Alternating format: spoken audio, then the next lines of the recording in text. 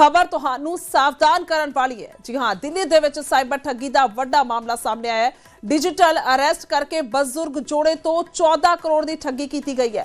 15 दिन तक दसिए कि इन्हों डिजिटल अरेस्ट करके रखा गया तो 14 करोड़ रुपए ठग ले गए ने। तो यूएसए तो परत्या सी जोड़ा जिसनों 24 दिसंबर तो 9 जनवरी तक डिजिटल अरेस्ट किया गया। ठगा ने खुद नूं सरकारी एजेंसियां के अधिकारी दस्या।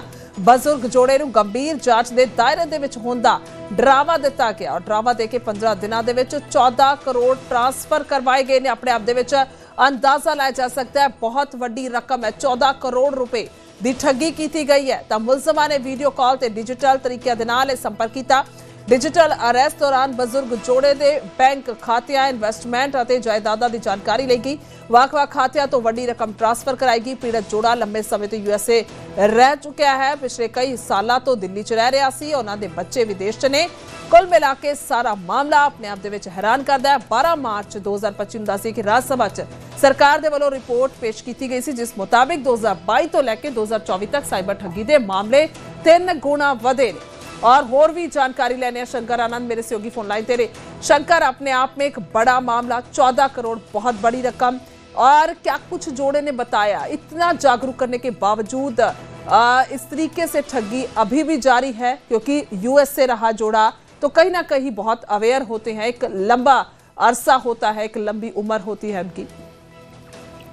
निश्चित तौर पर देखिए, दिल को झकझोर देने वाली घटना है। क्योंकि एक ऐसा दंपति जो यूएन में कई साल तक रहते हैं, वहां पर जिंदगी भर की कमाई जो अपने लेकर लौटते हैं भारत में, और जिसके बाद उनके साथ में साइबर ठगी का जो मामला हुआ है, ये अपने आप में बेहद चिंताजनक घटना कही जा सकती है।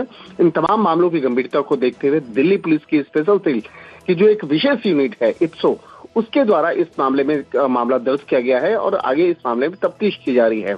जिस तरह से एनआरआई डॉक्टर दंपति जो हैं उनको डिजिटल अरेस्ट करके 14 करोड़ 85 लाख रुपए ठगे गए, तो ये मामले में अब स्पेशल सेल के द्वारा एक अलग से टीम बनाया गया है। और डॉक्टर ओम तनेजा और उनकी पत्नी डॉक्टर इंदिरा तनेजा को उनसे पूरा उनका स्टेटमेंट लिया गया है, किस तरह से उनके साथ में डिजिटल ठगी की गई है और किस तरह से। हालांकि देखा जाए तो साल 2015 से डॉक्टर दंपति चैरिटेबल सर्विस से जुड़ गए थे, और लेकिन वो नहीं जानते थे कि जो चैरिटेबल ट्रस्ट से जुड़े हुए हैं, लोगों की सहायता कर रहे हैं।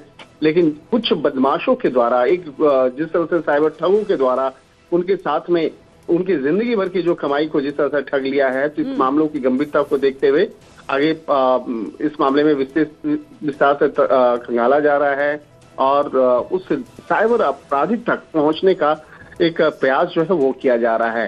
हालांकि जिस तरह से इन डॉक्टर दंपति हैं, इनको फर्जी मुकदमों में अरेस्ट वारंट का डर दिखाया गया। जिस तरह से विदेश से ये लौटे हैं और विदेश से लौटने के बाद भारत में जो तमाम जो झूठी एक कानूनी परत को वहां पे उनके सामने रखा गया और उसी के तहत डिजिटल अरेस्ट करके, और ये एक दिन में ऐसा नहीं किया गया है, बल्कि 24 दिसंबर से लेकर 10 जनवरी की सुबह तक इन डॉक्टर दंपति के साथ में डिजिटल ठगी की गई है। जी ठीक है, बहुत बहुत शुक्रिया तमाम जानकारी के लिए शंकर। तकुल मिला के दस दईए कि 2022 तो लैके, क्योंकि रिपोर्ट जो सामने आई है 12 मार्च 2025 ਨੂੰ राज्य सभा ਦੇ ਵਿੱਚ सरकार ਦੇ ਵੱਲੋਂ रिपोर्ट पेश की गई, जिस ਦੇ मुताबिक 2022 तो 2024 तक साइबर ठगी के मामले 3 गुना ਵਧੇ।